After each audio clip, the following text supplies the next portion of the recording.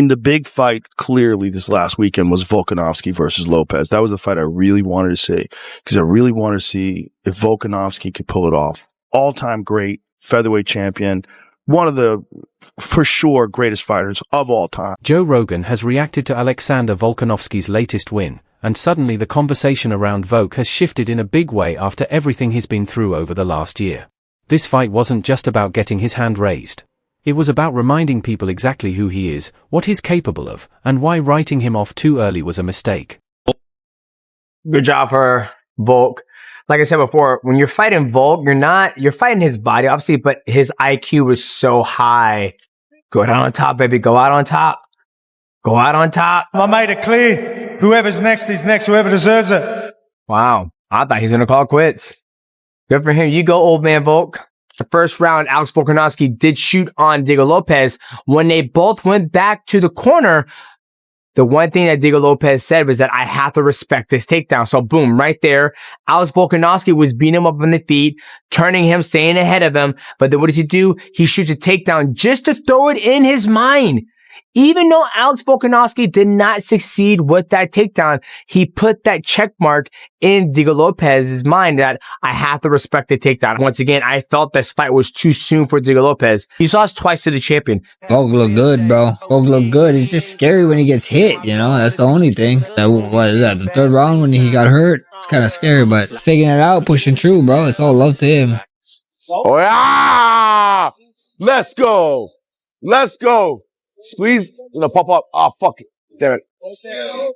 Go for it. Hey, jump the ghillie. You gotta jump the ghillie. Oh, yeah. Oh! Popped him. Fuck. Yes. That's it. On top. Again, yes. Reshoot. So I'm saying, like, Volk should finish him, but this guy's tough, man. Volk's gonna keep cracking him. Single. Nah. Volk knows the way. Volk knows the way. He's good. Yeah. He's good. Front to back. Exhibit. Front to back. Death jam. Front to back.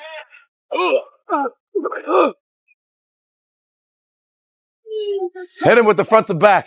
Exhibit. Yes. Clean. He came into this fight with pressure on his shoulders, questions about wear and tear, questions about hunger, questions about whether the division had finally caught up to him. And instead of easing his way back, he delivered a composed, disciplined performance that silenced much of that noise. Joe Rogan highlighted how sharp Volk looked from the opening exchanges, the footwork, the timing, the ability to read his opponent and make adjustments on the fly. This wasn't reckless aggression. This was a veteran champion controlling the fight with IQ, pace, and experience. With, but it's like bitter because I picked Lopes and I was wrong again in main events so far this year. But I thought this was a shit fight. Volk did his thing though on the outside that he normally does with his jab and his inside low kick and his movement and waits for you to commit and then he cracks you with his rear hand. And, you know, he had a few moments throughout the fight where he would land that type of thing and he was trying to muscle Diego around in some moments, but that's some way that Diego improved on. I thought he was less able to be just pinned against the cage in over-unders by Volk, and he kept distance a little bit better. But I did think this was a really close fight. I really did think this was a close fight. And at the end of the fight, when the decision was being called, I was like, let's see. You know, let's see who this goes to. Maybe I'm so off that it's unreal.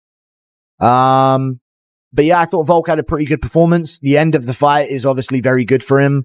Sitting on the face of Diego Lopes at the very end of things. Lopes, I think, broke his foot in the 5th round. He threw a body kick on Volk and took a really funny step afterwards, which obviously isn't the best.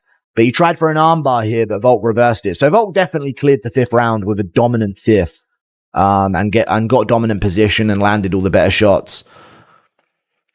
But I thought the first 4 rounds were very close. I'll be honest with you. And I don't think this was domination. But I feel like I'm just being rage baited to like counter points that I shouldn't even have to counter. Like, this was a close fight and Volk crafted his way through it and picked the right shots and the right openings and had good moments at the end of the rounds, like at round 2. or round one, sorry, he ended the round just kind of pushing Diego up against the cage, which was like a good moment for him. And he landed a couple low kicks, I guess, and some jabs that like hit Diego Lopes on the forehead. So that was crazy. I don't know how this got fighted tonight. This was a boring shit fight for 4 straight rounds. And the 5th, it got a bit of fun at the end. But I thought this was a boring shit fight. Last week, I had a feeling that regardless of the result in Sydney, at 37 years of age, after achieving everything there is to achieve in the game and guaranteeing himself a place in the Hall of Fame, I thought that Alexander Volkanovski might just call time in front of his home people. What was I thinking? We are not dealing with a normal human being. The man's like the Benjamin Button of MMA. He's getting better. He's adding more chapters to this magnificent story. The greatest featherweight of all time. And it's an absolute joy to watch him. And from a purely selfish point of view, I want him to fight forever. The fight itself told a clear story. Volkanovski managed distance brilliantly, picked his shots, and never allowed the fight to spiral into chaos. Whenever momentum threatened to shift, he shut it down. Whenever his opponent tried to build confidence, Volk took it away. It was the kind of performance that doesn't always look flashy in highlights, but looks terrifying when you're standing across from it. And that's what Rogan focused on. He pointed out that this is what makes Volkanovski so difficult to beat. He doesn't rely on one weapon. He doesn't chase moments. He breaks opponents down mentally, round by round, until they are forced to fight his fight.